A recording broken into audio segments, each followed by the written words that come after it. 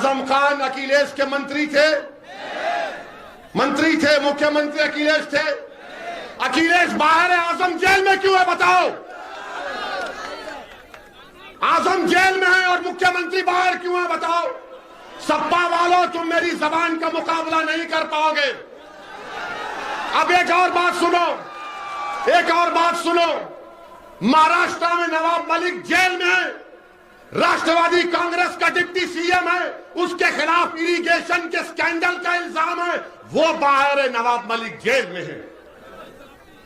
क्या हो रहा है ये? क्या तुम नहीं समझोगे इस बात को? तुम्हारा नेता होगा तो लड़ेगा। अब लोग हमसे कहते हैं यहां पर आए जब कि सर समाजवादी ये बोल रही है, बीजेपी ये कह रही है, माने समाजवादी पार्टी के लिए भी हम दूल्हे हैं, बीजेपी के लिए भी हम ही दूल्हे हैं। अगर कोई मुद्दा है तो सिर्फ ओवैसी है। अखिलेश को भी रात में ख्वाब में हम ही नजर आ रहे हैं। हमारे जाने के बाद आज रात से और कल रात तक जिस तरह शैतान खुसखुस करता है ना, तो ये पूरे इबलीस की औलाद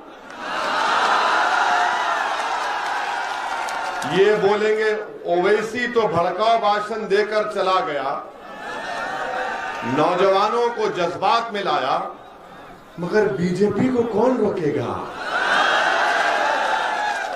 याद रखो, बीजेपी को ओवैसी और कुशवाहा रोकेंगे इंशाअल्लाह ताला। और हमारी बात को याद रखिए कि अखिलेश यादव और योगी आदित्यनाथ ये राम और श्याम की जोड़ी है, एक सिक्के के दो रुख हैं।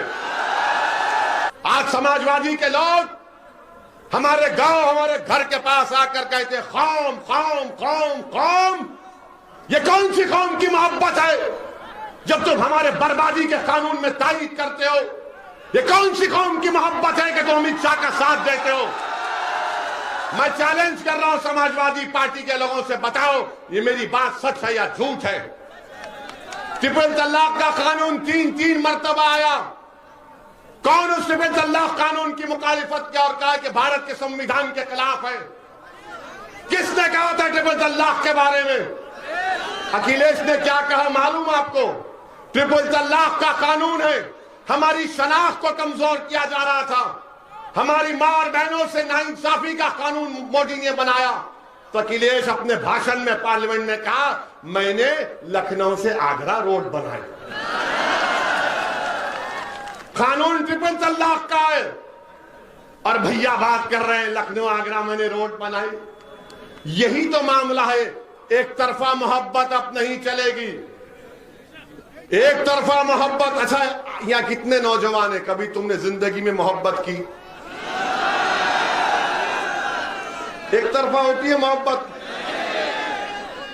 अच्छा, यहां जितने लोग आए आपकी गाड़ी में पेट्रोल डलाए किसी ने पैसे देकर? किसी ने आपको पैसे देकर बुलाए? नहीं ना। You love me, I love you also. ये है दो तरफा मोहब्बत। समाजवादी बसपा की रैली में ए लाला दे पेट्रोल डाल गाड़ी में, बसपा की रैली में राशन मिलेगा, यहां कुछ नहीं है, यहां मोहब्बत है, दिल का मामला है, टू साइड लव अफेयर, इसको इश्क बोलते हैं। इसीलिए हम कह रहे हैं कि हमारे जाने के बाद इबलीस की औलाद आके बोलेगी ये मोहब्बत ज्यादा बढ़ने मत दे। हम आपसे कहेंगे कि मोहब्बत बढ़ेगी। और ये इबलीस की औलाद अब ये भी कहेंगे देखो ये चुनाव जिंदगी मौत का है, बोलते हैं ना, जिंदगी मौत का चुनाव। अरे भाई ये अब चुनाव हो जाएगा तो हम रोज मरेंगे, उसके बाद कोई नहीं आता हमारे जनाजे को खंदा देने के लिए। आज चुनाव आ गया तो जिंदगी मौत। क्या 2007 का चुनाव जिंदगी मौत का नहीं था? क्या 2002 का नहीं था? क्या 2017 का, 2012 का, 2019 का चुनाव जिंदगी मौत का नहीं था? अरे उसके बाद फिर हम रोज मरते हैं। अगर किसी बच्चे को शिक्षा नहीं मिल रही है तो क्या वो जिंदगी है या मौत है? बताओ। शिक्षा नहीं मिलना भी मौत है, रोजगार नहीं मिलना भी मौत है, राजनीति में हिस्सा नहीं मिलना भी मौत है, ठेकेदारी में हिस्सा मिलना भी नहीं मिलना मौत है, विधानसभा में तुम्हारी आवाज नहीं उठना भी मौत है। जिंदगी की बात तो मैं कर रहा हूं, हयात की बात मैं कर रहा हूं, आवाज को उठाने की बात बाबू सिंह कुशवाहा हम कर रहे हैं। ये लोग आपको डर कर, खौफ दिलाकर घरों में बिठाने की बात कर रहे हैं। हम आपसे कह रहे हैं कि अपने घर के दरवाजों के साथ साथ अपने दिल के दरवाजे को खोलो। अपने दिल में जो दस्तक दे रहा है तुम्हारा दिल कि अब वक्त आ चुका हिस्सेदारी का, साथ दो पतन का, ओवैसी का और कुशवाहा का। एक मर्तबा अपने दिल पर यकीन कर लो, एक मर्तबा अपने दिल पर यकीन कर लो। याद रखो, दिमाग से पूछेंगे तो दिमाग बोलेगा सपा बीजेपी। जब दिल से पूछेंगे तो दिल क्या बोलेगा? दिल क्या बोलेगा? दिल बोलेगा प्यारे प्यार किया तो डरना क्या। ये एक तरफा मोहब्बत नहीं है। हाँ, मोहब्बत जिंदाबाद। चाचा मुगल आजम के दौर के हैं। वेरी गुड चाचा, मोहब्बत जिंदाबाद, नफरत मुर्दाबाद। और फिर अब बीजेपी के बारे में आप देखिए, मुख्यमंत्री और प्रधानमंत्री, हमने कहा था कि पता देखिए रिपब्लिक हम पर कैमरा लगा दिया, प्रधानमंत्री पर बोलते ही तैयार, क्योंकि इनके प्यारे का जिक्र हो रहा है।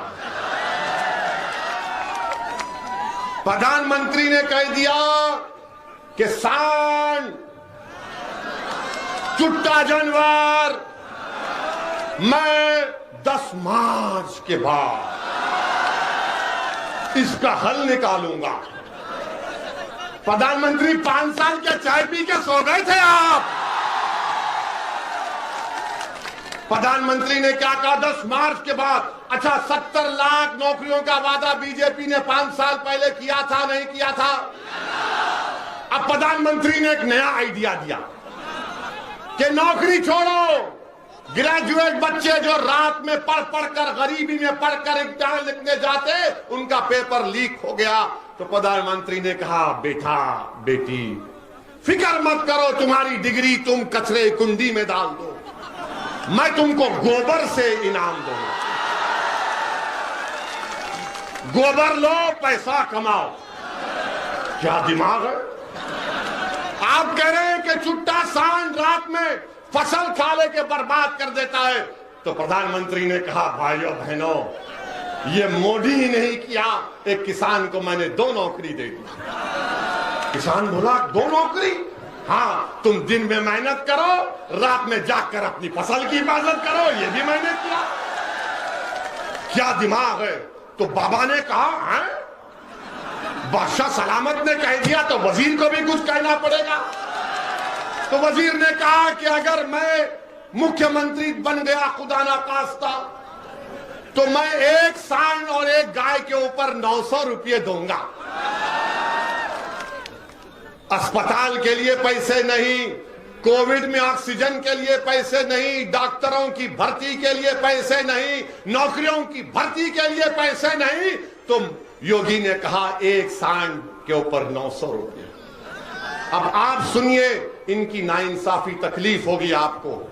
उत्तर प्रदेश में जो विकलांग लोग हैं, अपाहिज, हैंडीकैप, उनको महाना जो पेंशन मिलता है 1000 रुपये।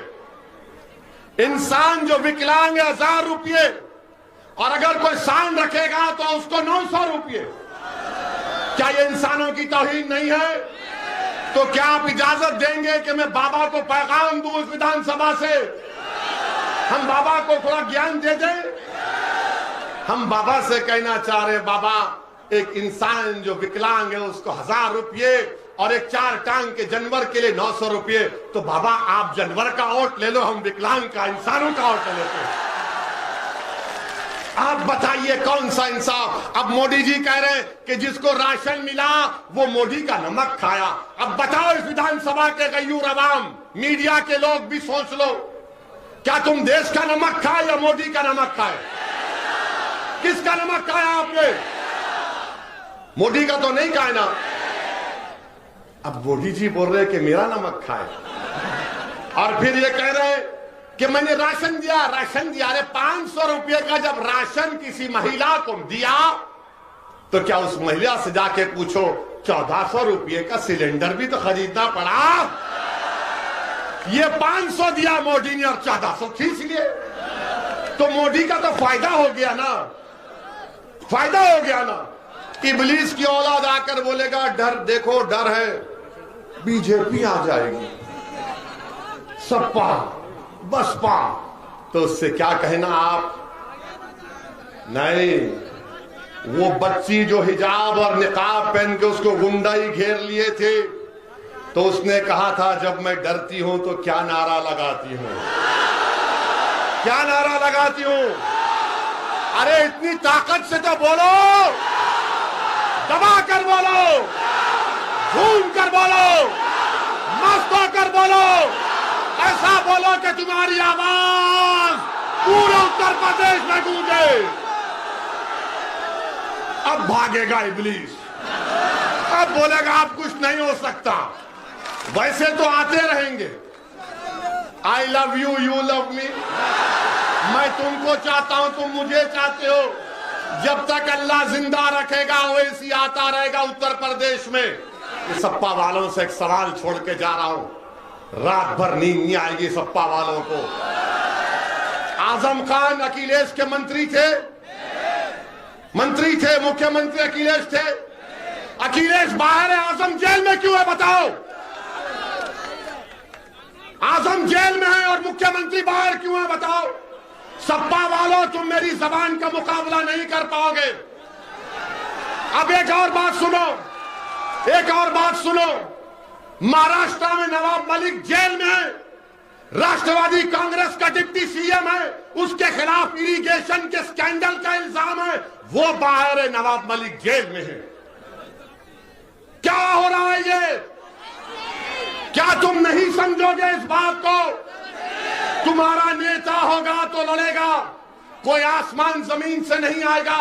समझो मेरे भाई, वक्त है अभी। मेरी इज्जतदार मां और बहनों, हिम्मत और हौसले से काम करो और 27 तारीख के दिन पूरे एतमाद के साथ बटन के निशान पर बटन दबाकर अपनी भागीदारी और हिस्सेदारी की लड़ाई में अपने आप को कामयाब करिए।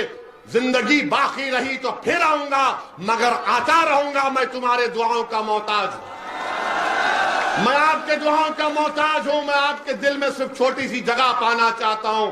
अल्लाह का शुक्र है कि अल्लाह ने आपके दिलों में मंजलिस की मोहब्बत पैदा कर दी। अस्सलाम वालेकुम व रहमतुल्लाहि व बरकातहू।